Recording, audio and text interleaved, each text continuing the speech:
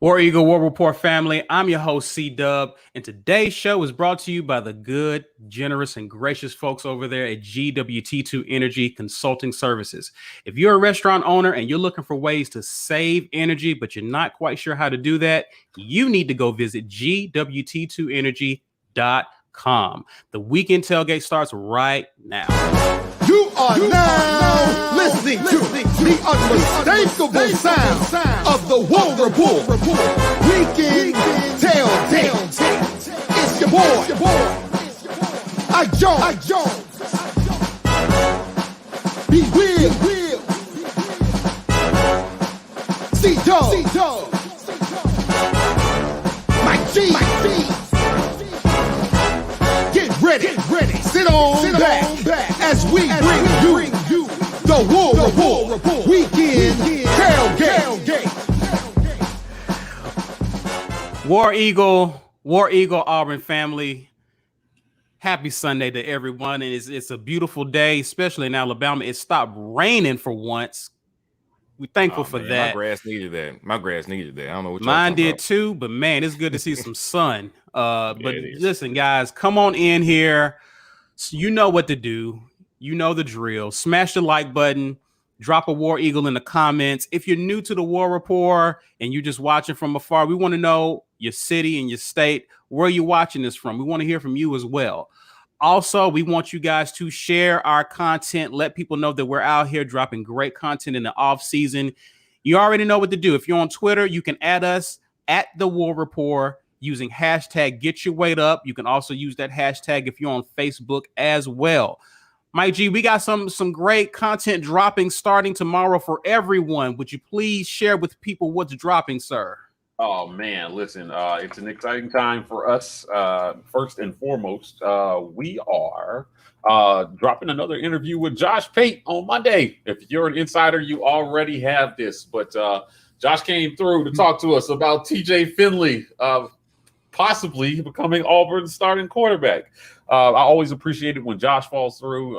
He's a friend of the show. I appreciate his unbiased and neutral insights into the program. And he's also got some contacts with inside, so he always drops knowledge on us. So I appreciate Josh for that. Check that out on Monday at 10 a.m. That's part of our Building Rapport series where we interview players, coaches, and beat writers. So expect to see a lot of Mr. Pate here over the coming months. Other than that, becoming insider, $5.99 a month will get you there. We are, again, if you're an insider, you get all our pre-recorded content early, and our game day experience will be member only. So our members will be able to chat and chop it up with us during the games. You don't want to miss the half times and the post games. It's going to be a lot of fun. Because you guys support us financially, we want to limit that experience to you. It guarantees that we have a troll-free environment. On game day, we can let the trolls in on Sunday to tell us how much they think we suck. So, other than our merch store is live, we want you guys to hit this merch store. This stuff is good, man. I appreciate everybody who's been posting on social media as they've been getting it. And as a thank you to our subs, we're giving away a T-shirt. So, hashtag Get Your Weight Up in the comments, and we're going to give away a War Report T-shirt today. You got to drop a hashtag Get Your Weight Up. Please double check your spelling. Use your Urban Dictionary. Make sure you got that spelled right, or your entry will not count. So I'm looking right here at the counter, and I can see as you guys start to file in there. So we appreciate everybody who joins us on a Sunday. This is just a little thank you to you guys for taking some time. Last but certainly not least, listen, we are officially partnered with the Lee County Humane Society to help save a pup. This is the good that the War Report has chosen to put back into the world. Ike and I are beneficiaries of the love of rescue animals. We want to help other people find that joy. Every dollar that you donate, 50% of it goes to help us help them find an animal, right? And to grow our platform so that we can continue to do this good. In the future, we're going to choose other causes that we're going to support as time goes along. But for right now, we are officially partnered with them. So please take time to donate. No donation is too small. So if you just got $5 this month, that does a lot of good for these people. It costs them $19 a day to take care of an animal. So, if we can contribute to that, we certainly do. We make our donations every month as well. And we appreciate you guys who joined us in that effort. And also, man, talk to them about the opportunity we have for possible sponsors in the future, bro. So, yes, the War Report is looking for sponsors. And we've had some offers. We didn't want to partner with everybody, but we're making a call to action to our subscriber base, right?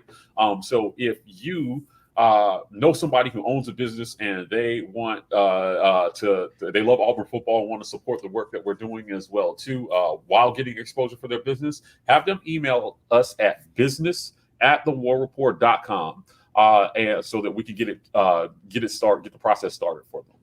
I like the idea of putting this out to our people first. Even if you're a business owner, Walt is a sponsor of the channel, GWT2Energy.com. Thank you, Walt. So he sponsors this segment, right? And we are looking for other sponsors for other segments as well too. It helps us to be able to continue to grow our platform, and then bring you guys even more content. So sponsorships are going to be a major thing for us in the future. But I'd rather partner with our community first before we go partnering with some big corporate guy, right? Like the money, spends all the same, but it doesn't help all the same. So we want to do some good for our community first. Indeed. Listen, how are you guys doing, man? How I missed you guys last Wednesday, and you guys had a spirited debate. I'm back. I'm prepared. I already told Mike G off air, but I already got my popcorn ready just in case you two want to get into it. I don't, just want to make sure, just in case y'all go to blows again on whatever topic. We got some good things to discuss today. So, how y'all doing, man? How you doing, B? I'm doing good, man. I mean, it was a good exercise to argue with Mike on the Wednesday. He's good for losing, and I appreciate that spar. You know what I'm saying? I always appreciate it for that. Whatever. How you doing, Mike G? I'm pretty good. It's a little dreary up here in the DMV, so I'm ready for the show, ready to get into it. Well, good deal, man. Good deal. Well, we hope you guys are doing good. Shout outs to all of you in the comment section, man. We see you having your conversations. I see the jokes. They're always great. So you see us chuckling randomly, it's because we read something that y'all have probably commented already. But yeah, man, we got a lot to talk about. We want to talk about name, image, likeness. And we're halfway through June. And in a little over 2 weeks, some states, namely Florida, Alabama, Georgia, Mississippi State, New Mexico even has signed national or name, image, likeness laws. They've already signed them, okay? They are expected to go into effect July 1st. And this will allow for guys to actually get some endorsement deals. As a matter of fact, and you can go to listen, I see someone saying go dogs in the comments. Listen, if you have downtime and nothing to do, you're an Auburn family and you want to know what, the 2-3 of you who want to know what Georgia's doing, go on over to Saturday Down South, where they talk about, I don't know the legitimacy of it, but 5-star freshman QB Brock Vandagriff allegedly already has an endorsement deal lined up once this law goes into effect. He already, and again, at some of these major schools, these guys pretty much are got some stuff in the tuck. I don't know what JT Daniels has lined up, but we're going to know more once it's coming to effect. And this has caused some concerns with states that haven't passed any legislation. And there's a concern about recruiting and being able to compete. And this is kind of going beyond the NCAA. And so there's a push, and we'll talk more about this, for Congress to get involved. But right now, the states have taken it upon themselves to get these kids paid. And so I want to know, starting with you guys, starting with you guys, and I love this question, Walt. Appreciate you, my brother. Appreciate you. This is pretty much Walt's asking, how do you think the NIL and transfer portal combination? You see, you're all in my notes, Walt. That's why we love you, guy. I want to know. Let's start with recruiting. Let's just start with recruiting. Okay. We know that there can be some restrictions placed down the road, but starting July 1st, right? We're 2 weeks into the dead period being gone, right? Kids are able to visit campus and recruit. What effect do you think this has recruiting wise with players being able to capitalize and make money off of their name, image, and likeness and have endorsement deals lined up as early as their freshman year? What do you think, B? This is really big, man. This is really big. I know. Y'all forgive me. My internet's been spotty, so if I go out and y'all lose me, just let me know and I'll try. We'll pick up the slack for you. All right, we got you. So the first thing it made me think was the NCAA wins because they don't have to pay anybody. The kids can get the money that their work and their fame should be able to get them as people who are the building blocks of a multi-billion-dollar industry. And the NCAA doesn't have to pay anybody. Now let's put that to the side, because that's the first thing I thought was, you open the door for this. Now the local businesses can pay them. If there's a camp that they want to put on, they can do that. They can get it from the kids who want to be like them. Man, they can wear shirts. They can do whatever they want to do, make that money, and that's more money than the NCAA allowed them to make previously. So the kids are fine. I seriously doubt that there's too much more energy towards getting players played from the schools, as long as they can make money off their name, image, and likeness. So that's a win for the NCAA. So that was the first thing I thought. As far as recruiting goes, man, this is interesting. Now it comes down to not just who is the most winningest program. There are programs who have won a lot recently, like Clemson, where the alumni base is not as large as a Texas A&M or a UT or a UCF. I didn't actually realize UCF has like 40-something thousand undergrads. So now it doesn't become a question of where can I win the most. Now it's a question of, if I go there and do well, how many jerseys can I sell with my name on the back? Because now I can get paid off that. It used to be, hey, you're going to, go, you get famous, we're going to win something. Yeah, that's all nice and good. But if I run for 1,500 yards, how many jerseys can I sell? Man, it's a much different proposition. Success in college looks different now. You can have individual success as a player that supersedes what you would earn as a part of the team. You can be the best player on a bad team and be the only person that businesses want to talk to. Be the only player that people want to bring you on their show. And you can get paid from that. Now, if before, we've talked about all the time, what's the recruiting sale for a Kirby Smart, for a Nick Saban, Ohio State, Clemson? It's come here, win championships. Well, not Georgia. They don't do that. Come here, win championships for Nick Saban and the like, and I'm going to get you to the league, because the league is where you get that money. But what if now it's okay? It's okay. I don't need that bowl game gear. I don't need that whatever eyes you think are going to be on me. I can be a superhero here in this town where I'm at and possibly feed my family for all 3-4 years I'm in college. I don't have to wait for the NFL to get that. I don't have to put off playing or skip the bowl games to get the money that my work should be able to earn me now. It is such a different proposition. I don't know if it neutralizes the big boys. That's the thing. I don't know if it altogether takes Alabama and Ohio State and Georgia and UT out of the running for the best recruits, because they still have very large fan bases too. All of us have lived in Alabama for a large part of our lives. We know how ravenous the UA fan base here is in the state. So listen, you telling me I can't go 30 minutes outside of the city of Auburn without seeing Alabama t-shirts and flags. So now if a kid wants to go to Alabama, Nick Saban's already got his normal pitch, and he can say, listen, man, everybody for a 200-mile radius is going to be buying your stuff. All you got to do is come here. You just being here is going to get so many fans ready to buy stuff with your name on it. So many businesses ready to put money in your pocket for you to be on their commercial. I'm so intrigued at how it's going to work, because I don't know that it changes too much, but it definitely could change something.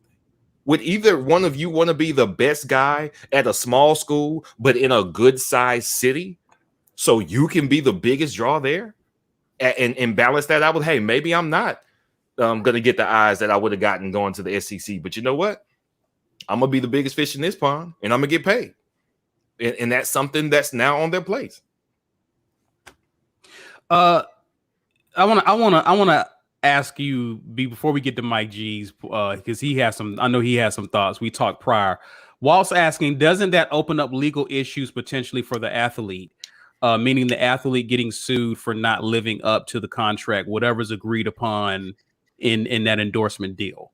Yes. Could this lead to some legal? Could there be some legal ramifications by going down this path? Do you see where that could be a potential problem, especially down the road? Absolutely. Like, they have to get managers now. They have to. If you're going to be signing any contract to make some money, now you've got to have a manager. And it's going to be possibly a nightmare. We've talked about before, Mike's been close enough to the student athlete life. You've got enough stuff to do. So now you're in class and your manager goes, hey, listen, he texts you, hey, look, we need to talk because you need to be there at this time on the dot to shoot that commercial. If you're late, you're going to give up this much of your money. Like, how complicated is that? Now you have contractual obligations on top of being a student athlete, on top of being a football player that's damn near a full-time job anyway. That's going to get hairy. That's going to get really sticky. And I have no idea how that's going to play out. Like, that's what worries me, is now the time obligation, which was already really difficult for them. Now it turns into a time obligation that if you want to be able to make that money, you've got to be able to fulfill those obligations. And it's going to be rough, man. It could be great and equally terrible at the exact same time. Mike G, talk to me, man. I got a question specifically for you, but give me your initial thoughts. Okay, so if you've watched this, then you know that I'm in favor of athletes being able to profit off their name, no doubt. Here are my concerns, because B brought up some good points about now these student athletes have to be somewhat well versed in contract law and they've got to know how. So my thought is, I think personally that the money that you can make from NIL should be capped. I think that if a student athlete can profit infinitely, right, that it changes the dynamic of college sports. Now, at the pro level, you have a lot of athletes who make exponentially more than the coaches who are paid to coach them. It creates some diva issues. Now you're talking about creating that same dynamic at the college level with a bunch of 18-year-olds who, quite honestly, are jerks because they're 18-year-olds. Yeah. So you're talking about giving an 18-year-old hundreds of thousands of dollars. For 3 or 4 years, they've been told they're the best thing since sliced bread. Right. So moving on from that, so I already have that issue about how it will change the dynamics for coaching athletes, right? So I think the NIL should still be regulated by the university. You need an NIL department, and if you sign a deal, it has to be run through. I think that the universities should, to some extent, foot the bill for helping athletes manage their name and likeness contracts, right? And making sure that it doesn't interfere with their duties as a student and as an athlete, because that's primarily what you're not missing practice to go shoot a commercial, right? Your player. That's why you even have the opportunity. So I'm there already where I'm a little concerned if you do not regulate it properly and it's not done universally the same way all over the country. Right. So, all these states are coming up with their own legislation for how to regulate it. I think the NCAA just needs some rules in place to make it even across the board, because, a place like Auburn, where we have boosters who have infinite amounts of money. And they can pay every player if they want to. Yeah. In some ways, I don't want it to turn into a thing where boosters are using NIL to funnel money through to athletes, right? Because as much as it can play in our favor, it can work against us the same way too, man, because we're not the only school sitting on rich boosters. Right. And what it also does, it creates that disparity that we've closed somewhat between the haves and the have-nots in college football over the years. It widens that gap overnight. Right? So like that's where I'm just kind of like, this idea still needs some work. But I'm going on record as saying that I'm in favor of them capping the money that they can make, right, as student athletes, and the second thing that I think that should come with this in terms of regulating this is that you're not giving an 18-year-old, a contract without some sort of money management skills. So if you want to sign a name and likeness deal, you're required to take a money management class. And I'm almost of the belief that some of that money should go into some kind of trust. Start teaching these kids about money management, man. Thanks. And so that if you make enough money from NIL over 4 years of college, and then you graduate, you have the opportunity with potentially millions sitting in there to go pro at something other than athletics. Mm-hmm. If I get to the combine and they think my arm I'm too small, or I'm too this. Well, you know what? I'm sending all this NIL money, right? And I get to start life ahead of the game without hundreds of thousands of dollars in educational debt and plus hundreds of thousands of dollars in my bank account with my degree. Mm-hmm. And a bunch of knowledge about managing money that I did not have before. Mm-hmm. Right. That's an incredible head start that most people will never have the chance to get. That's how you make sure that this thing stays positive for athletes. Don't just give them money, man. The pros already have this problem. In the NFL, right? They say you got to be 2 years removed from high school because they're paying you a part of 3 years from high school. Yeah. It's not just about their body, man. It's about up here. We're about to give you millions of dollars. And you take somebody from a poverty mindset and you give them a bunch of money and they're still in a poverty mindset. The average NFL player is broke 2 years after they finish playing. Mm-hmm. Now, as a part of the NFL Rookie Symposium, you have to take money management courses. So, I mean, that's where I'm at with this, man. I'm like, listen, it can be a good thing because ultimately it gives the athletes a chance to do what the universities are doing.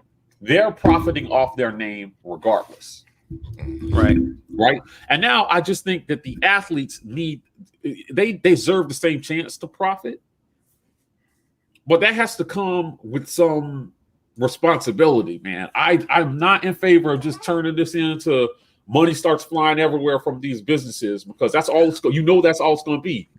Well, right? we'll talk more about. You gave some things about capping it at a certain level. We'll talk about how we can, in our opinions, how we can make this a manageable thing because it can snowball out of control, especially at the rate it's going with some states doing it and other states not at the moment.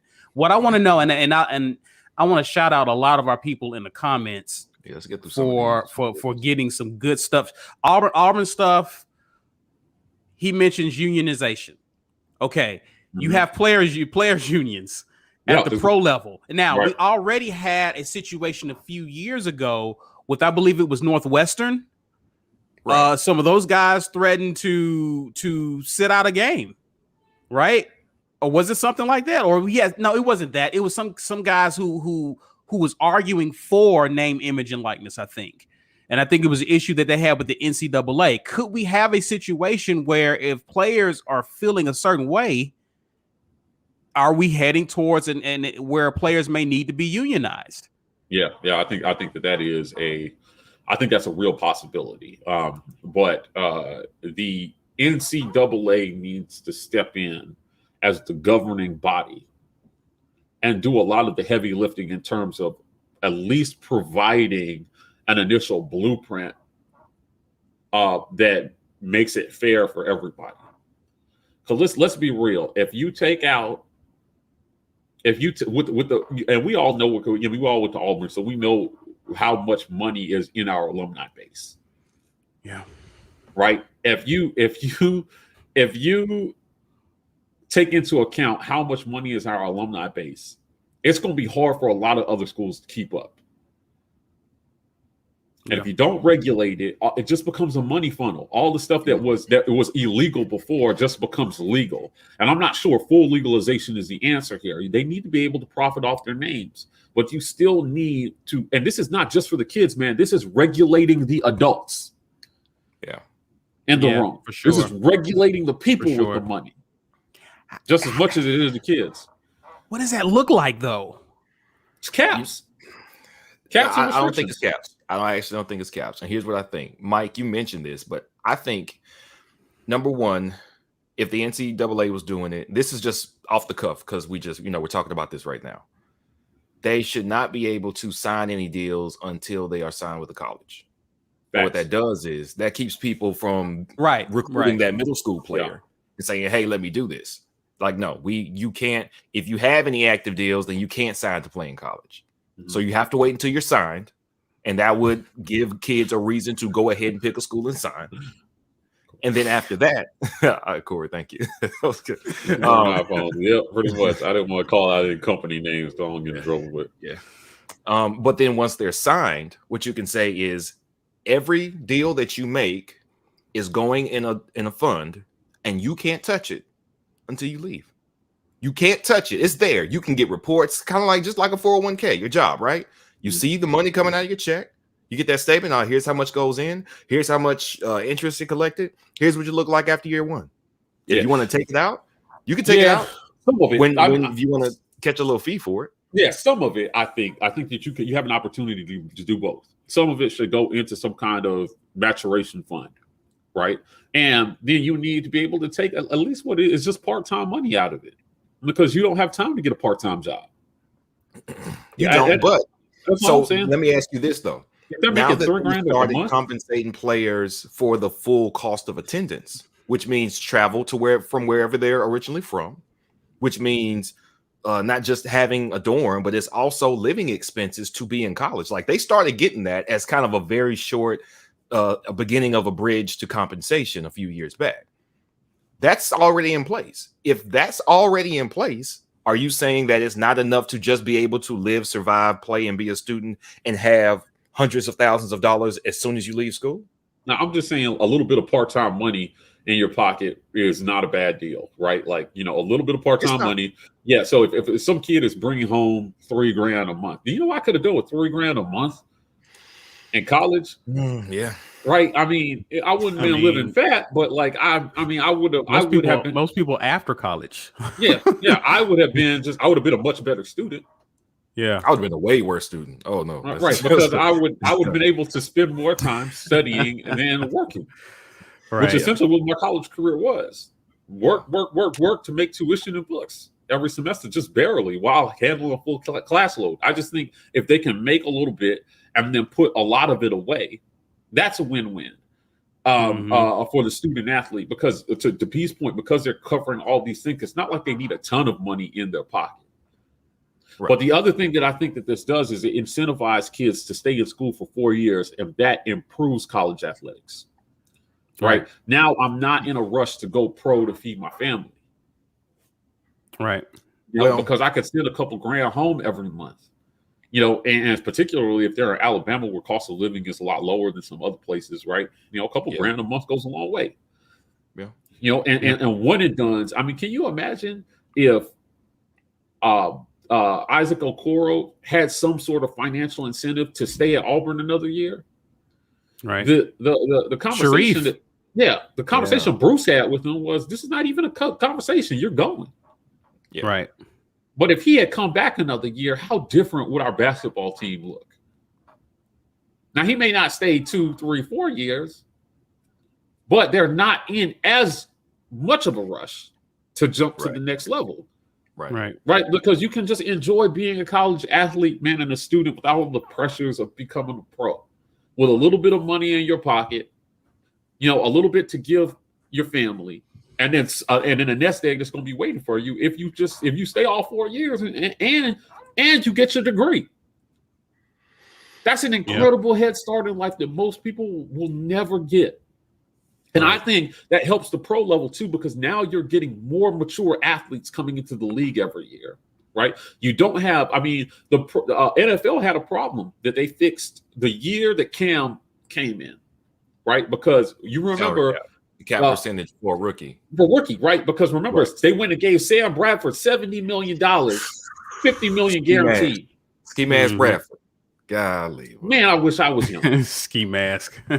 Right, $50 million guaranteed in that contract. And so when Cam came in, they had lowered it so much. His deal was worth like only $23 million, I think. Now they guaranteed the entirety of the contract. Right. But he couldn't even make half of what Bradford made. Right. Which is on his rookie deal. Who Cam was and who Bradford was in the league. Yeah. On his rookie deal. So, again, I think that it solves a problem at the pro level as well, too, because a lot of the veterans were complaining you guys are paying these rookies all this money. And then the proven vets, there's nothing left over for vets. Right. I've been in the league for 8 years and you just gave Sam Bradford $70 million. Right. Right. And this solves this to me, that this goal takes a step towards solving that problem as well, too. I just think there's a lot of good that can come from it if you get it right. But it's about regulating the people with the money. More so than the let me ask you guys this. Let me ask you that. What impact does this have with the transfer portal? Oh, they're going to go places where. Go ahead. I'm sorry. Because here's a problem. You'll have kids looking at some of these schools and what these kids see. If I'm looking at this 5-star freshman at Georgia, right? I'm looking at him and I'm looking at the fact that he has a potential deal lined up, and he hasn't even. I mean, he's probably on campus now, but he was just a few months ago graduating from high school, right? Mm-hmm. If I'm looking at that, and I'm looking at these bigger schools, and I'm looking at these states that will have this in place in about 2 weeks. Right. How does that sway a recruit's decision to go to a certain school that may not be a good fit for them? Hey, listen, and again, my thing is, hey, if you enter the portal after that, it doesn't pan out. Like, what can you leave a school? Can you leave a school if you sign a deal now? Right. Listen, let me tell you this. What's going to happen is that at Auburn, if you are an above average athlete, there's going to be a list of companies that you already know you're going to get NIL deals from. Yeah. Everybody, I don't need to say them out loud, but we all know who a lot of those companies are already. Now, I will say this one, like Caesar, if we were in school, all of these guys would have been official representatives of Colonial Bank. Facts. Facts. I'll say it out loud. It was everywhere. Right. Like, Colonial Bank. There'd be a team meeting at Colonial Bank. Your name would have been on the business building. Right. Yeah. Right. There'd be a team meeting at Colonial Bank every Saturday night. Right. So, like, you're going to have this. It's going to become known. If I go to LSU, there are X amount of companies that sponsor players. Mm-hmm.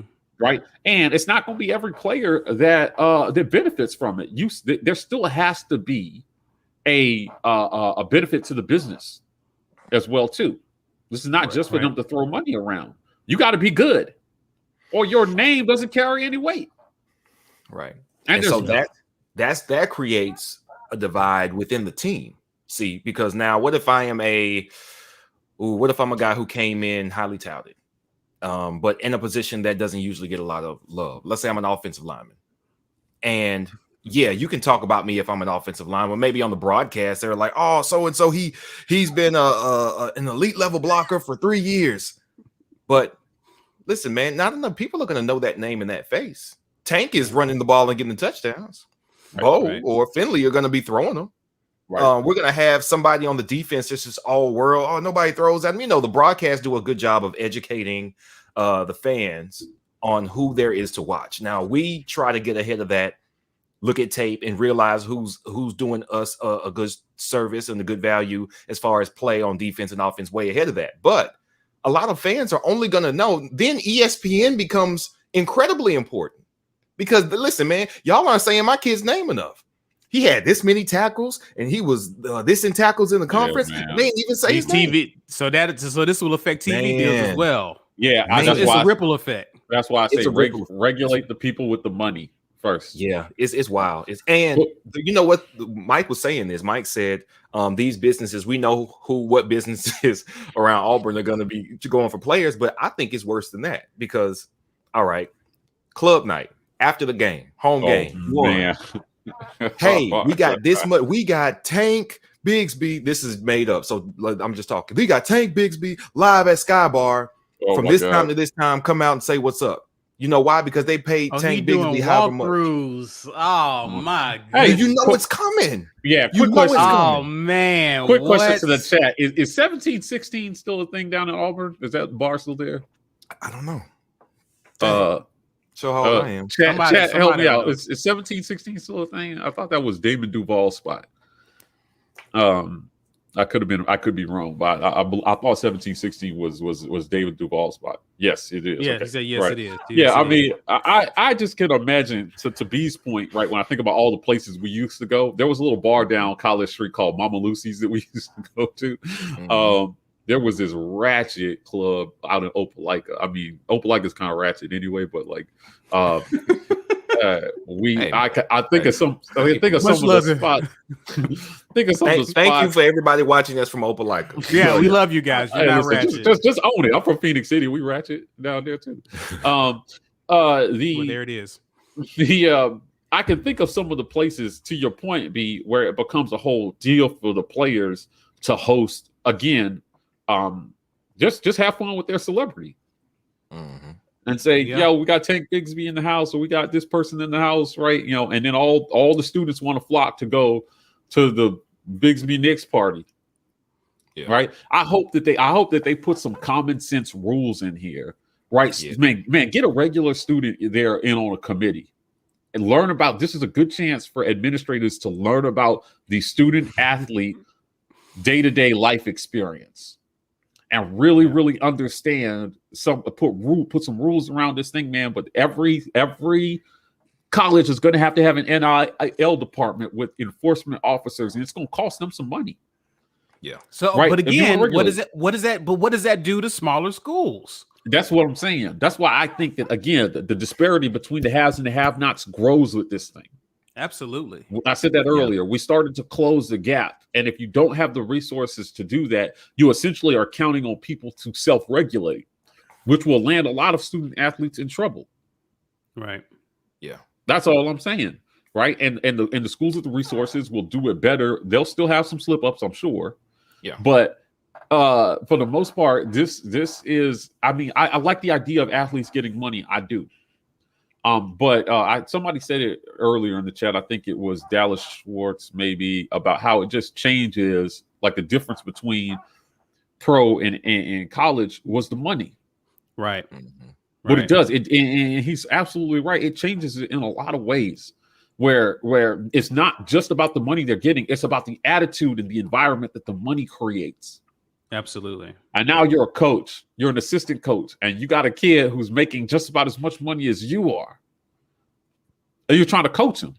With no cap, right? Yeah. So I'm just saying, like, you know, you got coaches who are only making. Could you imagine Rodney Gardner yelling at a 5-star defensive end that we brought in and he's making $300,000 a year? Yeah. Could you imagine how well that would go over?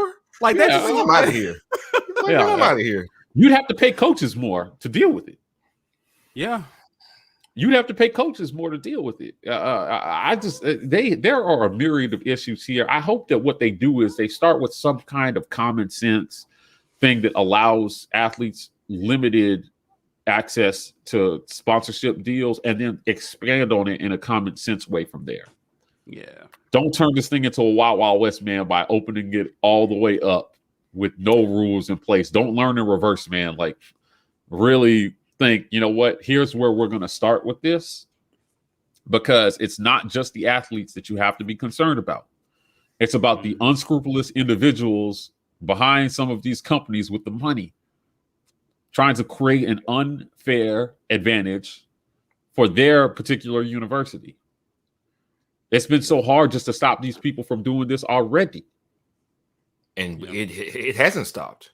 Right. Nothing has stopped that from happening. And that is, I'm going to speak very generally here.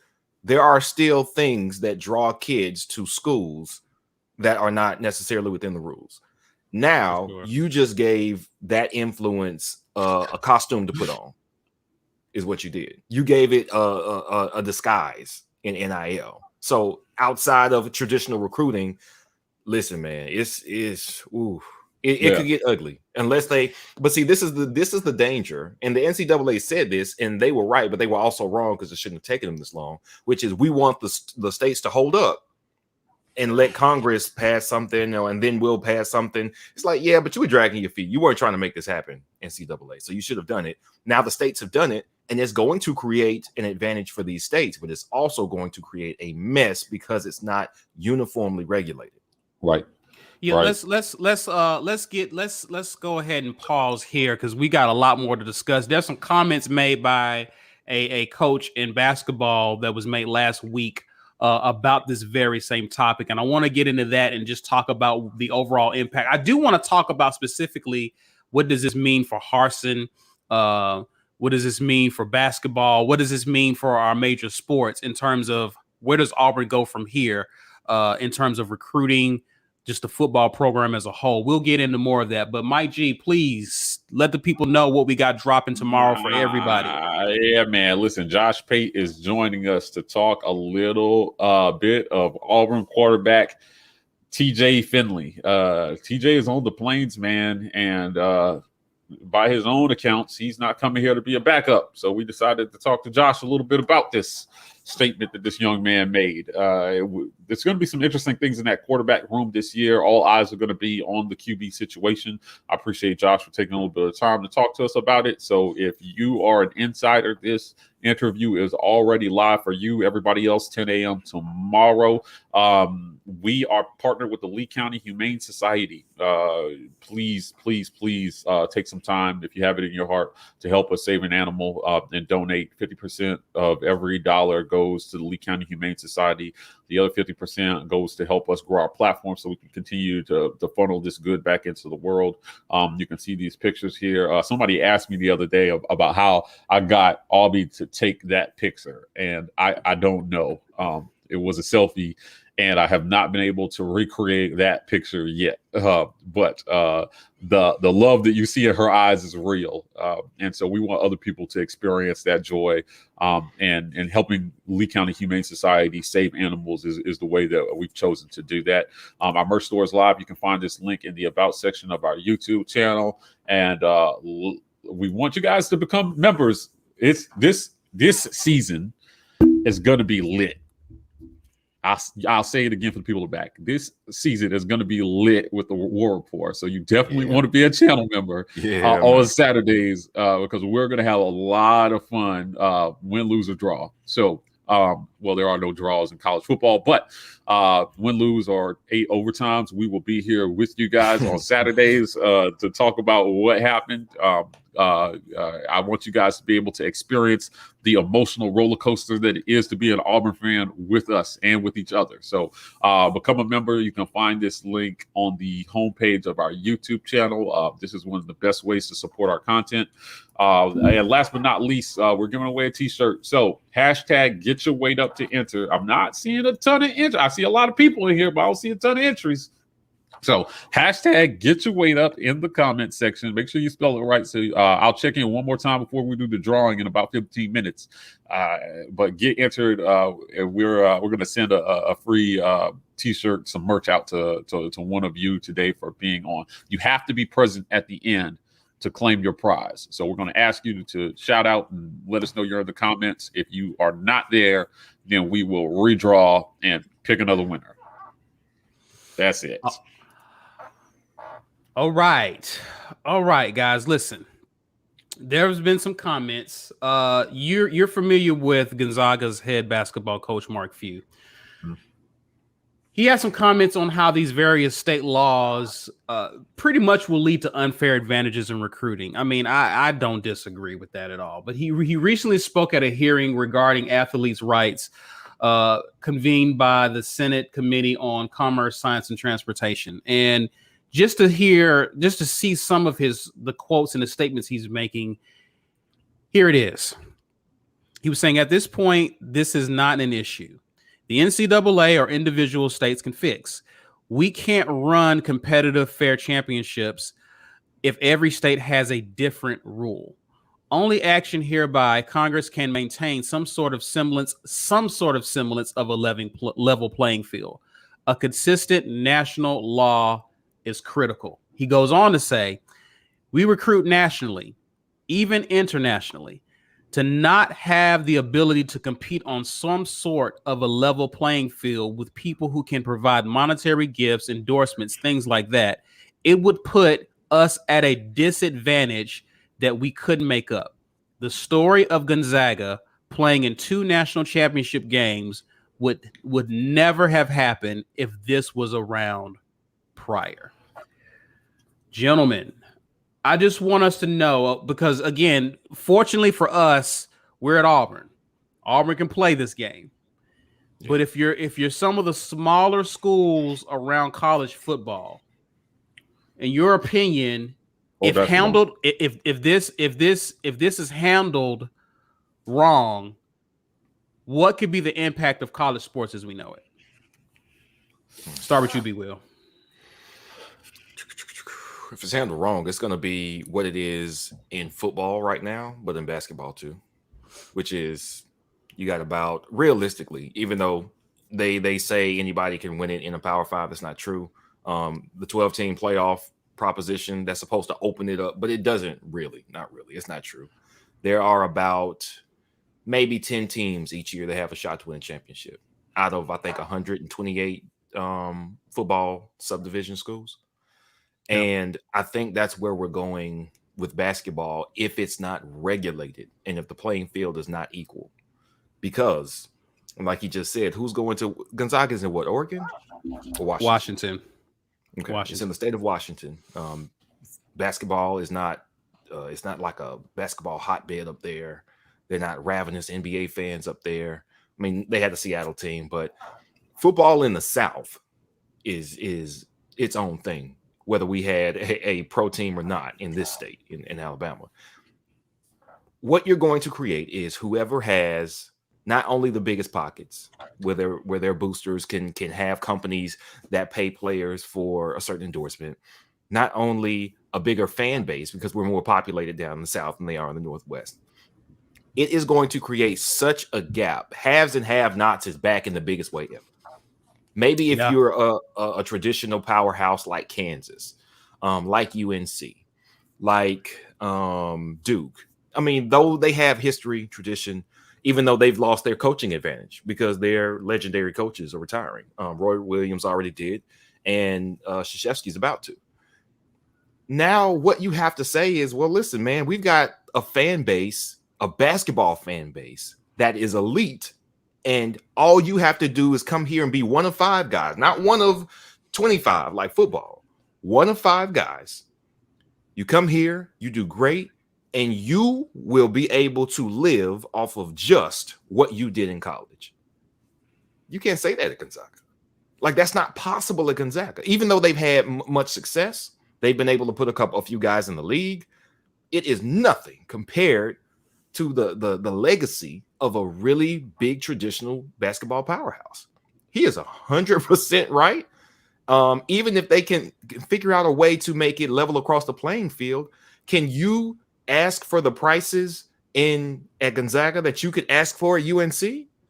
Could you say, hey, I'm going to be doing an autograph signing, and UNC fans, let's say you go to UNC and win them a championship, what do you charge for that? Here's $5,000 a picture, and I'm doing 20. That's it, and I'm gone. Gonzaga, what's that going to go? Listen, man, it's just not the same game.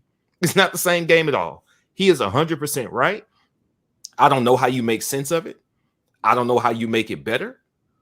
Somebody is going to have, this thing is going to have to just start because nobody wanted to get ahead of this and be fair to the kids and start thinking through a system of how to make this possible 10 years ago.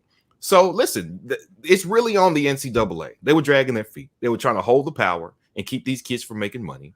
And enough people had enough interest to say, you know what? No, we're going to start this thing because y'all aren't doing it. Again, it's on them. They should have already been figuring out how to make this work. Since they haven't, we're going to have to start it. It's going to be the Wild West until the NCAA finally dips their toes in and says, fine, we have to make some rules. And I just feel bad, honestly, for small programs because they're going to be left out in the cold. Talk to me, Mike G. Yeah, listen, I can appreciate his comments because they're coming from a place where he's got that, right? Like he's got that problem at Gonzaga. He's already, they've done really well at basketball over the years. They've made some runs in the tournament and generally are, around the top 10 in the standings, if not near the top, year in, year out. But Gonzaga doesn't have football, right? So there is already not as much, I would say, hype around their athletics program. And now you're talking about creating another disadvantage for a school like that. And this is why I'm telling you again, the difference between the haves and the have-nots. If you do this name and likeness thing, great. I just don't want to hear anybody complaining when it's the same 3 or 4 teams still winning every year. Yeah, it will be. Right? Because there are going to be some, and that's what I'm saying. Like if you start this thing light and you say, hey, athletes can benefit, but here's how they can benefit. And there was, can you put the second part of his quote back up again, Caesar? There was something that I wanted to highlight. He says the story of Gonzaga playing in 2 national championship games would never have happened if this were around prior, right? Because of how they recruit. They recruit nationally, even internationally, just to be able to have the ability to be able to compete, right? So that tells me already, you can take that down, that he is already worried about resources, the resources that his school is going to have to be able to keep him up there with the people who can just provide more. Because now all those athletes that he was getting may end up somewhere else for reasons unrelated to development at basketball. Yeah. I mean, it creates another dynamic. Right now, athletes are like, I'm choosing the coach in the school that gives me the best chance to develop as a player, to make it to the league where I can make money. And so the schools who are actually doing that well, the coaches who are good at their jobs are the ones benefiting from that. And if you're Gonzaga, you've had that. You've had good coaching at least to sell to players. You'll get a chance to make it to the tournament every year and play on the biggest stage as a college basketball player. Yeah. So they have that at least to offer. Now what you're doing is you're weakening that. And it becomes more than just about, can I prove myself? And it just becomes about money. And they lose in that proposition every single time, man. I'm telling you. Yeah. That's what he's complaining about. He knows that he loses. Yeah. If you do this. So that's where I'm like, hey, I'm with him on this. Mark Emmert went to the Hill to talk to a bunch of senators, and he got scolded, and rightfully so. Yeah. Right. They got in him about whether the NCAA could have solved this problem already. Right. Now you have the states tackling the issue because the NCAA couldn't just put some common sense rules in before. And I know what they wanted to do. They wanted to punt the issue. Right. To not have to deal with it so that they could avoid scrutiny for whatever they put in place. But it's yeah, like I told you, Mike, like no one likes the NCAA anyway. Like, what are you worried about your image for? Yeah. It was more about money. They wanted to pocket it. You know what? March Madness makes the NCAA. Jeez, they hand over fist NCAA for March Madness. They don't want to come up off of that money. What I think they were worried about is if you say, okay, kids can make some money, schools are going to say, hey, well, listen, we are tied because we actually have to fund the programs and we're coming in here. It's the 2000s now. Our programs need a certain amount of money to work. We can't just start paying kids. We're already under contract with coaches. That's not possible. NCAA, we know you're making a lot of money. Why don't you put in on this? And they would have been like, oh, no. That's why they were punting. They didn't want to have to give up the margins on the profit that they make, just saying, hey, yes, you're a part of the NCAA. We make money for you being on TV. I mean, NCAA does the least amount of work by far. Right. We know what the kids are playing the games. The schools are actually having to manage people and kids and facilities. What's the NCAA doing?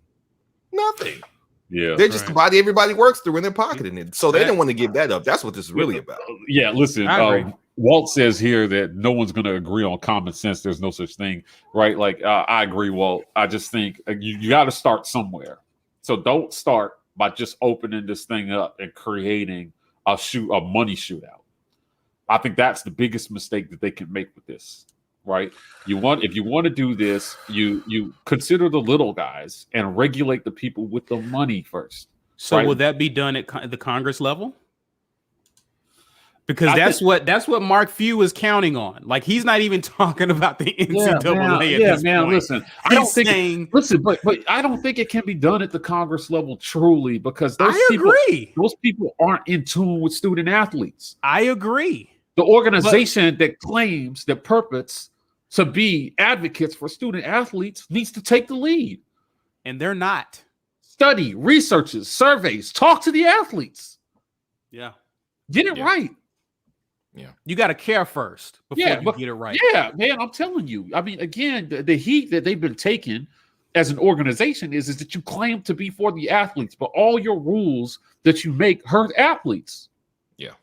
So many rules they have hurt athletes. Never, ever, ever should an athlete ever be suspended again because some booster bought him a plane ticket home for his dad's funeral. Those are real things that happen in college football. I'm sick of it.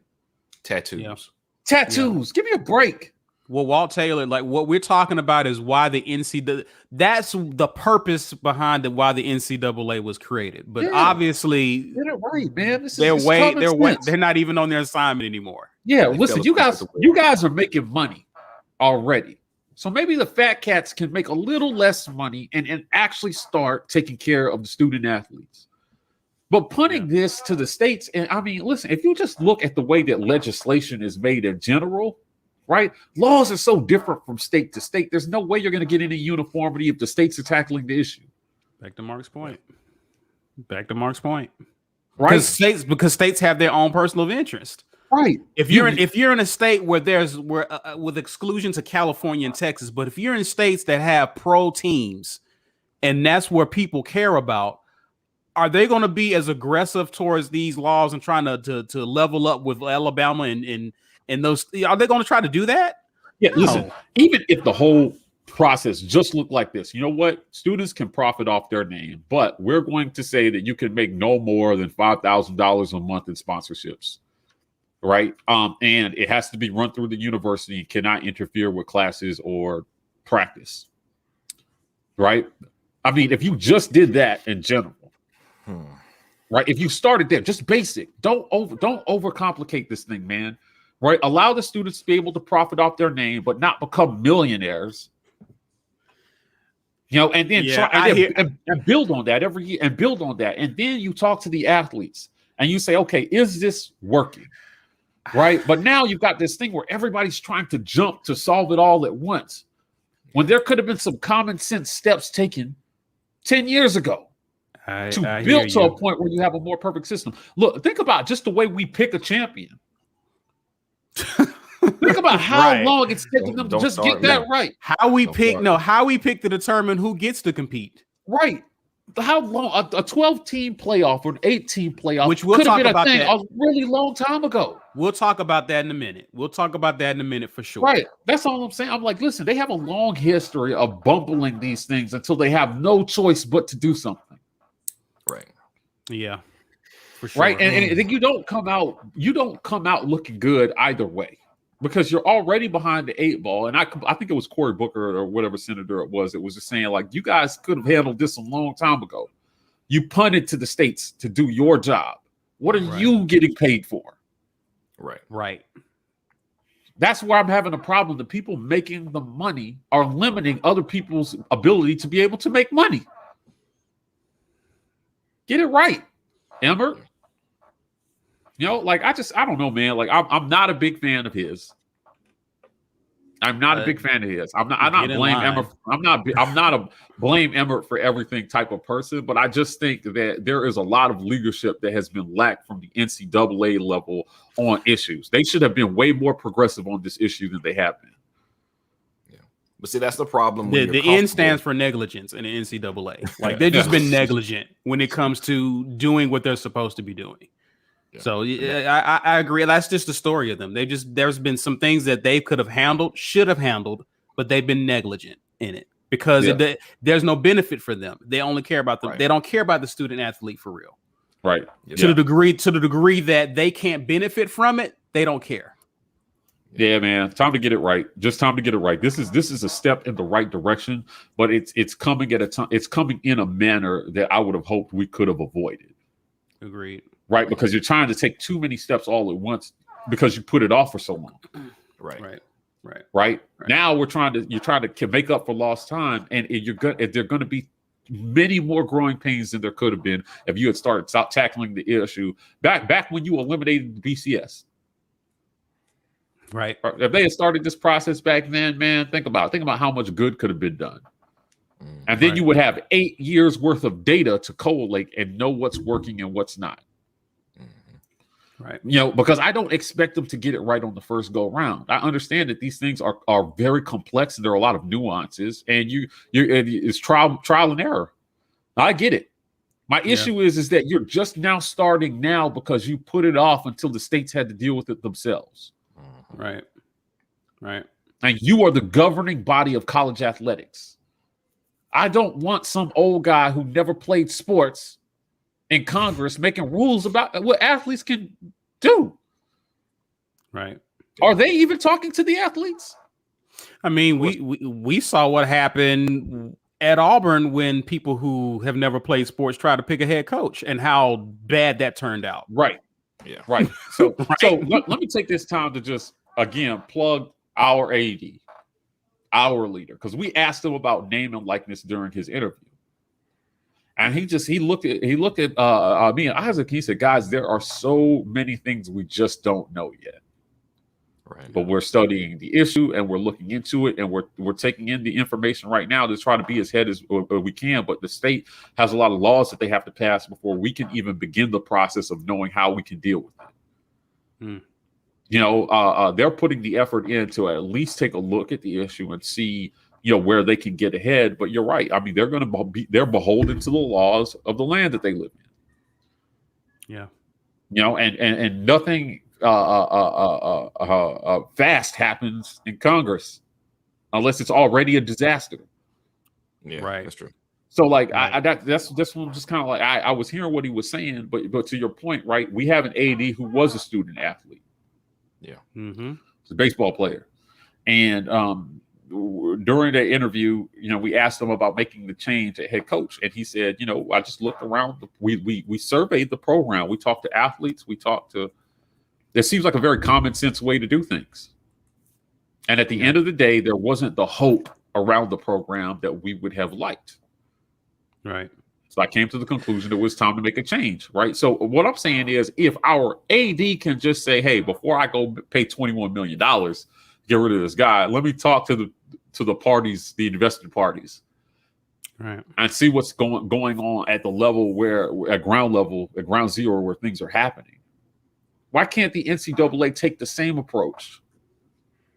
Let's talk to our in the SEC, as a conference, we've been pretty progressive about getting ahead of issues.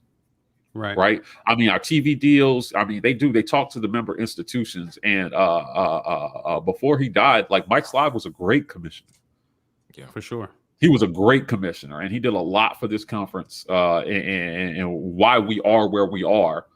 Right. You know, as a conference, we owe in large part to effective leadership that got ahead of issues. Right. But we've been taking the lead, and all these other conferences have been copying things that the SEC is doing in terms of TV deals and money distribution. I mean, we've changed the way that college athletics operates. But you need effective leadership, and we've had that. Even the new guy, was it Greg Sankey? Yeah. Right. You know, I've not had a whole lot of issues with this inter conference transfer rule. Mm-hmm. You know, this is something they could have done a long time ago, man. It's just a common sense rule. Yeah. You know, right. But you know, approving it when it got time, I had no doubt because of the history that we've had in leadership in our conference that this rule was going to get approved. Somebody was like, "How could TJ Finley commit before he knows?" And I was like, "Listen, man, we're going to get this right." I had no doubt that we as a conference were going to get that right. Right. I knew we were going to get it right because Saban had picked up 2 transfers. So that's who really runs the SEC. Let's be for real. He's not wrong, and he's not, and B's not wrong there. But listen. Do we want to go ahead and do the drawing at this point? We want to wait. Let's go ahead. Let's go ahead and draw. I am all ready. All right, guys. You know, if you haven't already, we already haven't seen you do this a lot, but come on, hashtag get your weight up. Corey put a funny chat. This is where people who new to the lives can get a t-shirt. That's not true, Corey. Not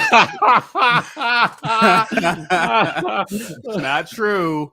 All right, hashtag get your weight up. We're gonna give you a few more moments. Mike G, you got that populated for us, brother? Yeah, man. Let me get this screen share popping here. Where are you? All right, listen. This is part of giving things away to our subscriber base is one of my favorite things to do. So we got 57 entries here. I see that I'm going to give you guys about 15 more seconds to get in. We got 134 people watching, and not even half of you are in this. Come on, man. Let's go. Hey, Corey, I'm rooting for you on this. All right, just so I can say I'm right. I'm rooting for you, Corey. 58 entries. You guys got 10 more seconds before I hit the draw button here, and we go. Just quality stuff, man. It's embroidered. It's Egyptian cotton. Now I'm rooting for Corey too. Is Gabrielle in here? This I haven't seen her today. I've been rooting for her the last few weeks. You know. There we go. Risk no reward. Andre Mitchell. My man. Okay, I'm hitting the draw button right now. Let's go. Who's it gonna be? You can do it, Corey. Come on. I don't see his name. Where is it?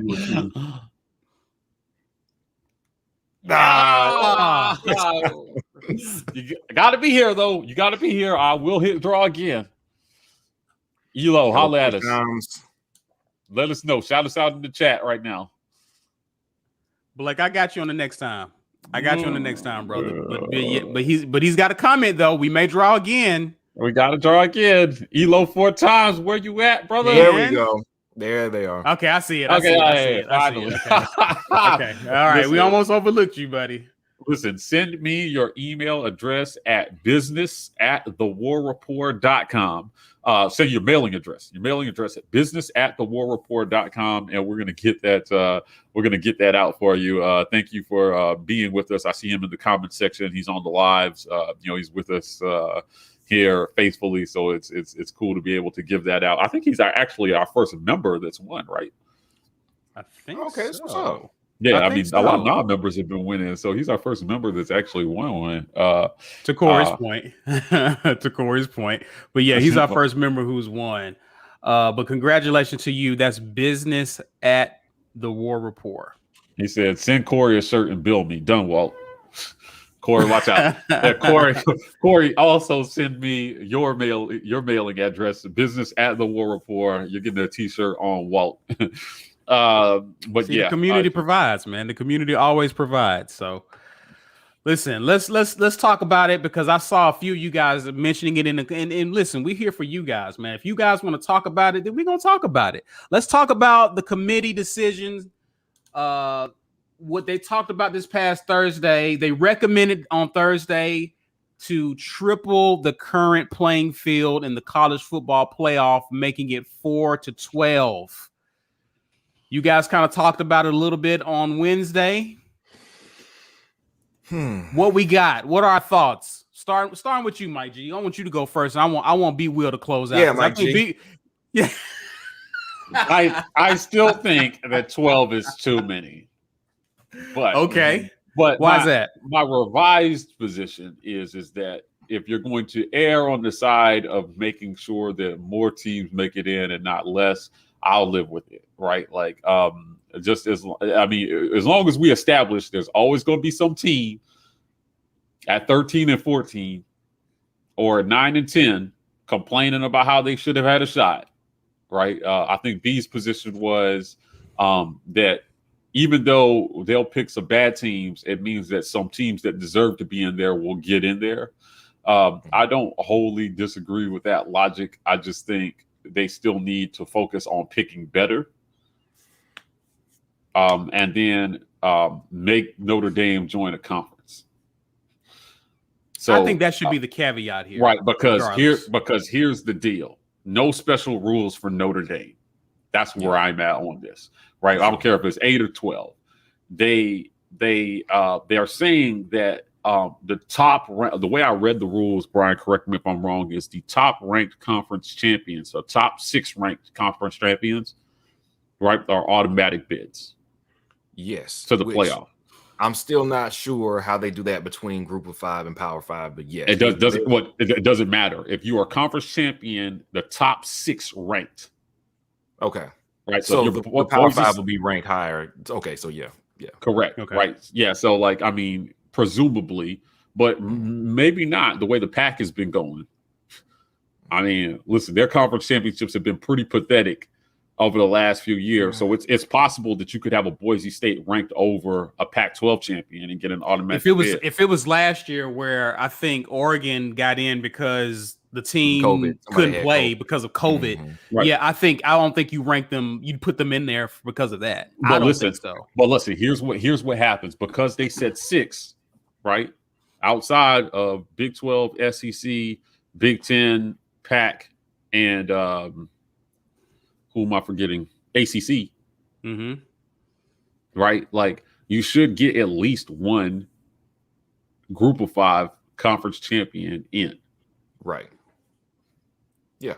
Right. Like, I mean, again, if you're a Group of 5 conference champion, they're going to. That's, I think the way they set it up was UCF goes undefeated. There's no way they should be left out, and they should technically, as a conference champion, get an automatic berth. Right. Or Boise State or any of these schools who have not had a shot in the past. So that eliminates the conversation about not giving the little guys a chance against the big guys. But what will end up happening is it's going to be just that one conference champion, and then the SEC is going to get 2, 3, maybe 4 schools in. If you're talking about just choosing the best after that, based on ranking and schedule and perception, I just want to see how they're going to.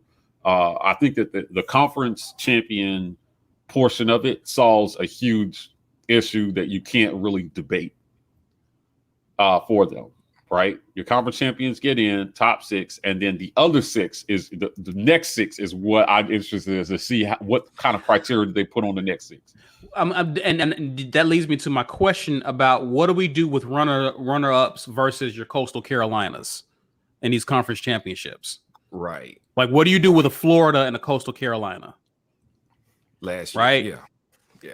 Now, you would think to put Florida in there, but if a school like that runs the table, of course they will be in somehow. Mm-hmm. But I'm thinking about other schools. Right. Who determines which loser of the conference championship game gets in over another conference? Yeah, I mean, you can do it by rank. You can do it by rank, of course. It's going to be ranking, right? You know, in a 12-team playoff, right? Florida gets in last year. Mm-hmm. But they quite clearly deserve to be in a 12-team playoff. Agreed. To me, right? You know, and so you'll have that. They were conference runner-up, but, you know, look at their schedule, man. Their losses came to Texas A&M and Bama, pretty much, right? Going into that. Corey, you got to have Twitter, bro. You got to have Twitter. You tell me you got Twitter. Like this, tell me you have Twitter. Oh, man. Yes, we're going to find a way to use this anyway, Corey. We're going to find a way. Yeah. Please tweet that out. Tweet that Please at us. tweet that at us, please. Yeah. That is amazing. But so I think that there was a thing that's an article that I read. I forget where I read it, but they were talking about how many times would have Auburn made it into a 12-team playoff in the last 20 years or something like that, right? Mm-hmm. Shockingly, not as much as you would have thought. Right. 2017. Right? Yeah. 13, 17, and 19. Yeah. Because we came off of 19 beating Bama, so we were ranked. I think we were actually ranked 12, and Bama was ranked 13. Yeah. Yeah. Which I won't go into it because this is not what this segment is about, but underscores to me why it was time for a change. If you just go over the Gus era and talk about how many times we would have made it into a 12-team playoff in 8 years, right? Like, yeah, like, I mean, it's not great. Even if you expand to 12 teams, Auburn gets left out of that playoff. I mean, a lot. More right? years and they don't. Yeah. Yeah, right. Like, I mean, I can think 2013 we make it, 2017 we make it. What other years do we make it? Right. I do want to address some super chats. Appreciate you, Walt, again, man. He talks about making the rules consistent and not changing. You know, it gets, and to his point, we get a little goofy around the 4th seed, right? Currently. Mm-hmm. Are we going to get a little silly when we get around that 12th or 11th team that we're trying to get in over another team who's probably more deserving because they sell more tickets, right? Yeah. Like to his point, if a team doesn't make it, they don't make it. We're not trying to finagle it to get them in because that's going to be a more appealing game TV wise, right? Right. So I agree wholeheartedly. Now we got someone who agrees with you. Agree with Mike G. Jonathan Harris. He believes that 8 is enough, 12 is too many, and makes bowl games meaningless. I also think the NY6 Bowl should be dependent from playoffs. No team should win the Sugar Bowl trophy and Natty in the same season. Okay, so I saw Jonathan was actually talking with us on Twitter about it, and I was talking with him from the handle. So this is the other side of, are they choosing the right teams to play for the championship? The other side of that is this helps turn the postseason, not just the playoff system, but the entire postseason into something a lot more meaningful, which is why I'm all about it. And they are not going to do this. They probably are. They made this rule, I think, that on the 5-12, the 6-11, and those, everybody that's not in the top 4 matchup, those are home games for you because that sweetens the pot for those teams. If you're 5 through 8, you love it. You didn't even have a chance to play for a championship before, and now you get a semifinal or a quarterfinal essentially, where you get to make some revenue for your stadium, for your school, for your city. You get to charge astronomical prices for those tickets. You get some more TV money for that game, and if you win it, you get to play for you're still in the running to play for a championship. So they love that. I would have liked it if the top 10 bowls all just turned into playoff games. That's what made the most sense to me. You don't have to set the balance with the Peach Bowl or the Cotton Bowl. None of that. Every bowl game just turned into a playoff game. And if you want to make that cutoff somewhere, fine. Make that cutoff after. I know the major 6. I don't know what the ones are just below that. But you can turn those now are meaningful bowls. So if I don't want to see like Florida OU last year, everybody opted out. Like Florida had so many starters opted out, it didn't even make sense. And then they got run off the field because everybody wasn't there playing. Right. So now I have turned what was going to be a glorified scrimmage into a meaningful game that can still, we could be looking at the national champion play in the Cotton Bowl. In years past, it meant nothing. I don't know how that's not a win. Now, for all of the bowl games that currently take place, they're saying, somebody was saying, oh, well, now the bowl games are going to have to go away. And that's why I say, you know what, just turn however many playoff games there are into the current structure, the current entities that sponsor those bowl games, just turn them into those. For all the other games that take place, let's say the conference championship weekend is the first weekend in December. 2 weeks later, we're starting the playoffs. So those 5, 12, 6, 11, 7, 10, 8, 9, all of that's happening 2 weeks after that. In the 2 weeks after that weekend, that first quarterfinal weekend, play all your bowl games during the week next week. Tuesday night, Wednesday night, Thursday night. Don't let it get in the way. We can still have the Poinsettia Bowl or the Meineke Car Care Bowl or the Lysol Toilet Bowl, whatever you want to play. It can all still happen, but it's not going to happen on those weekends. So if you play your quarterfinals, which should be the third weekend in December, that should open you up to have New Year's 6 be your semis. Right. Like, well, this, you can keep the structure, you can keep all the bowls, you can offset some of the smaller bowls, the smaller conference games, put them in betweens, but you have to give those teams now a week, 2 weeks to recover because it's real football. So you give them those 2 weeks and you put all the other bowls in between. Yeah, like, listen, I do want to say, though, the idea that these bowls are meaningless, I vehemently disagree with, because it's not meaningless to the players who play in them. Right. If you are if it's the end of the year and it may not be a great bowl game, but that's another chance for a student athlete to prove himself going into spring practice, which I am all about. Right. And the trips and the experience is something. Or it's your last game. It's your last college game ever. So it hits a little differently if you know this is the end of your playing career. Yeah. Having gone on many bowl trips with Auburn, I can tell you that those bowls were some of my most fond memories. Getting out there and going to a different city and traveling and seeing something different, and it's another chance for fans to rally around the team and the school one last time before we don't have football again for 9 months, essentially, or 8 months. So I don't want this to eliminate those other bowl games, because it's also an opportunity for us to see some matchups that we would not normally see. Right.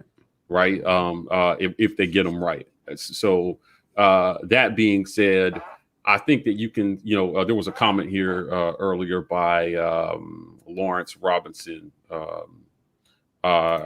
want the regular season to matter, to quote Josh Pate. Well, item gets more valuable by making more of it available. At most, it should be 6 teams. Like, I don't know that 6 makes sense, but I do think that 8 teams would be a win without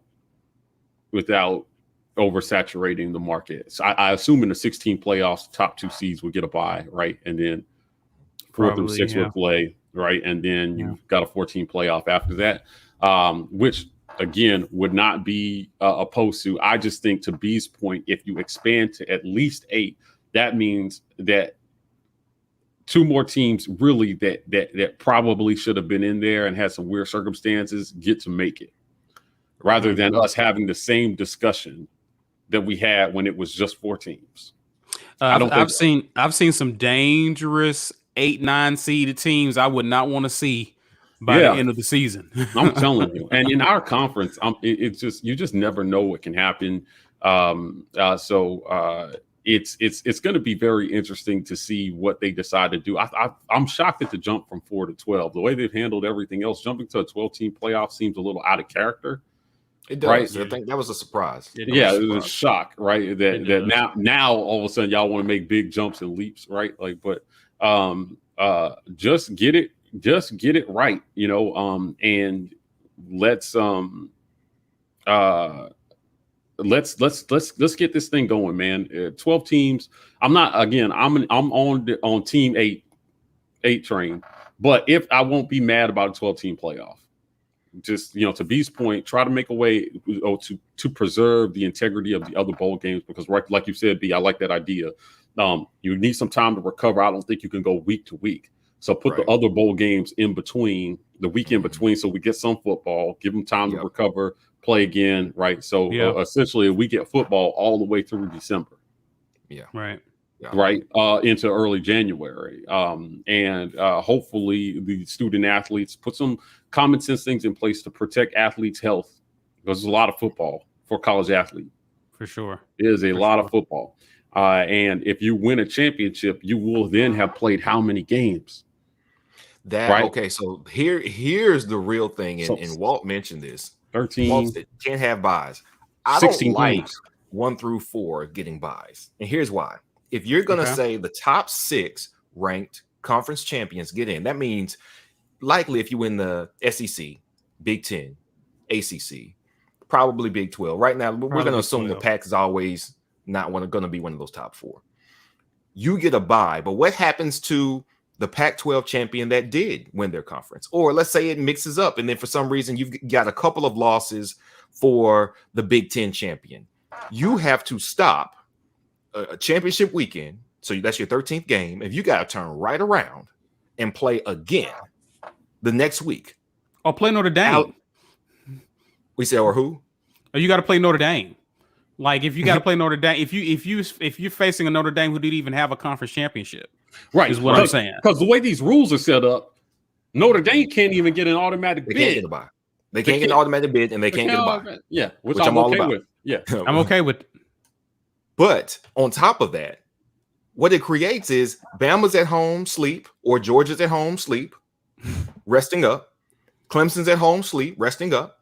Ohio State's at home sleep, resting up. And if you weren't one of those top 4, you've got to go out there and bust it for another weekend while they're resting up. Ain't that I don't like that. That worries me. And not only that, but once you get through proving that you belong by winning your 5-12, 6-11, 7-10, whatever it was matchup, you're going to play a team who's been at home for at least 2 weeks. That's assuming you get one game off after that initial quarterfinal game. What if they give them 2 weeks rest? Right. Now the other team has been home for a month, like it's the BCS, waiting on you to get done with your game. Like they've got to work that. That's one reason I like 8 instead of 12. I don't trust them with 8 to not just put their favorites in there again. So I like 12 because at least we know everybody who was remotely ready. Like we said, there have been 8 9s that have been completely worthy of being considered for a championship. I think about USC a few years back when they had Darnold. They played Bama at the beginning of the year and got blown out. And then but once they made a switch to Darnold, they had like Adoree Jackson was a corner that year. They had a really good wide receiver that year. They had the talent that year. They just made the quarterback switch in the middle of the year. They beat Washington at Washington because Washington was really good that year. They needed to be in a playoff. They actually played Penn State in a Rose Bowl game. That was the year that Penn State beat OSU. That's what it was. Penn State had beaten OSU, and they thought they had a claim to get in the top 4, and they didn't. And USC had come on late because they made the switch. They lost 2 games that year. USC would definitely have benefited from being in there. You lose 2 games, you're on the outside looking in of an 8. But they were competitive. They beat that Penn State team. And there are going to be some 8 9s, maybe even a 10 that needs that needs another look to get in there. But in an 18 playoff, we don't trust them to go, Notre Dame and Notre Dame again. That's the 8. Let's go. They would do it if they could. Yeah. But so I'm glad we got 12 is better, but I don't like the buys on the 12 team playoff. I hope this thing forces Notre Dame into a conference so we can see how truly mediocre they actually are. I think we've already seen it, but right, like I want it to be on display every year. How mediocre they are year in and year out, and if they're not, then they should be able to prove it after they join the conference. But you're right, B. No special rules for Notre Dame. If you're seeing as conference champions, you can't say, but if Notre Dame finishes in the top 10 ranked over this, then they get an automatic bid or no, I don't want to hear that, man. Join the conference, man, and be like everybody else for a change. And win it. Yeah. Right. Like you didn't do last year. Listen, well, before we go, I thought shout out to Chase H, man. Y'all go check out his page. He has a question. Do you think that boosters will start paying players through super chats on their inevitable YouTube channels? You still got some work to do as a player. I doubt it because you got to have, to even get super chats, right? You have to be part of YPP and you need like 4,000 hours watched. So like time they don't really have to give. Yeah, they don't have time to start YouTube channels, but that would be it would be interesting to see because it would take them at least 3 or 4 months to build up to that. But it is something that they could do. Now, you don't have to do it through what they could do is what you might see them start these TikTok lives have become popular, where I mean, people go live on TikTok literally doing nothing. Yeah. Some hot girl will go live and just sit there on her phone, and people will super chat her money, or donate to her.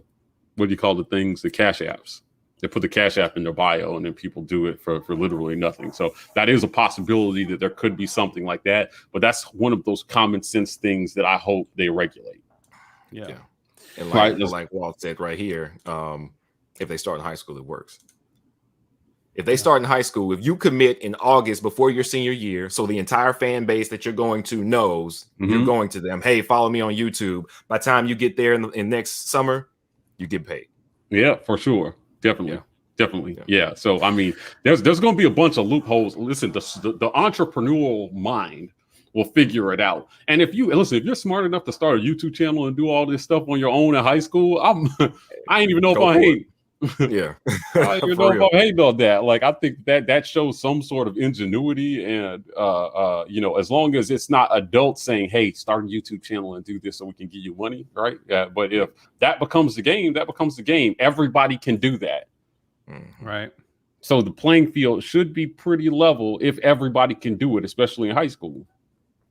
Right. That's it. Yeah, it's another way for you to make money. People out here making money all kinds of ways, man. Like all kinds of ways. Man. So I don't think that we should be limiting athletes so much, but I just don't want to see it turn into something that ruins the integrity of college sports. Because the last thing I'll say before we get out of here about this 12-team playoff is that I still maintain that college football has the best regular season of any sport in the country, right? Yeah. I really do believe that week to week, the amount that can be won or lost in a single game, or you won, but you didn't win impressively enough, adds attention to the regular season that you just don't see in other sports. Right. Yeah. Right. Mm-hmm. So, think about how many times we've been sitting on pins and needles waiting for them to announce who the two teams were that were going to make it out of 100 and something to play in the BCS.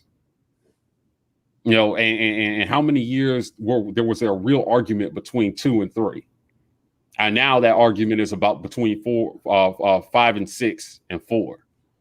Yeah. 2019, I don't care what anybody say, they got it right. Those were the 4 best teams. LSU was heads and tails better than everybody in that playoff, but the rest of the teams that made it, after Clemson, Ohio State, Oklahoma. Yeah, I mean, listen, those were the best teams. Yeah. Oklahoma they ran into that buzzsaw that was Joe Burrow and LSU. I don't think whoever you put in would have done better. I mean, the only team that may have given them a run because they did is Bama, but Bama didn't make it. Right. So, I think that they got it right that year. And if you move to 8, I think they have the potential to get it just a little bit more right and add a little bit more tension and parity without weakening our regular season. I still want that. I still want to I still want to, as bad as it sounds, I still want to feel like if we lose to Penn State, our championships could be over. I don't want them to be, but the feeling that it could be over makes it mean more. Yeah, it makes it mean more. Yeah. Just my thoughts.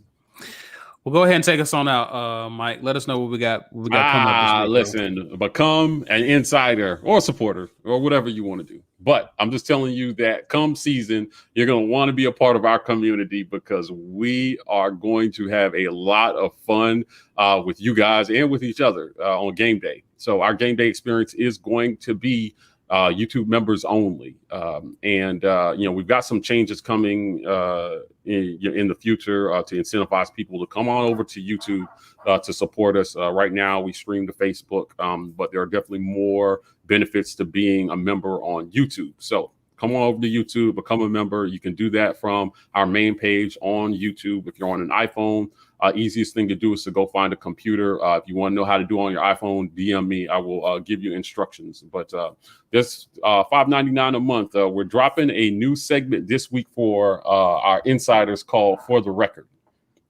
And we're excited to announce this. But if you've been an insider, you know about the Chop It Ups. Now we have another regular segment that will be coming at you guys. Betting for B will be insider only to some extent, as well as our game day experience. So become an insider to help support the work we're doing. Visit our merch store. You can find this link in the About section of our YouTube channel. Also, in that same section, you can find the link to our GoFundMe. To donate to help us save an animal. This is what we're doing, people. We're trying to use our platform for some good and helping people find a rescue animal to improve their quality of life is one of the goods that we've chosen. So we appreciate everybody who's been supporting there. And then tomorrow, state of the program. Will TJ Finley become Auburn starting QB? This is a conversation we had with the one and only Josh Pate over at 247. You don't want to miss this interview tomorrow at 10 a.m. It will premiere for everybody. If you're an insider, you have it already. Cool. Well, guys, you know what to do. Hopefully, if you've been doing it already, please be sure to share our content on Twitter, social media, Twitter, Facebook. If you're a Twitter user, please add us at The War Report and use hashtag Get Your Weight Up. Please be sure to like and subscribe to us on YouTube. I already mentioned at The War Report on Twitter, but you also can find us there on Instagram as well. And as it pertains to TikTok, we are at TW Report. That's it for now, guys. We got a great week of content this week. We will look forward to seeing you guys in the comment section, and please drop some questions. I saw some great questions, man. We didn't get a chance to get to all of them. Come back once this live is over, drop them in the comments. We will try to answer those questions there as well. So please be sure to do that. Guys, we're out. And as always, War Eagle. War Eagle.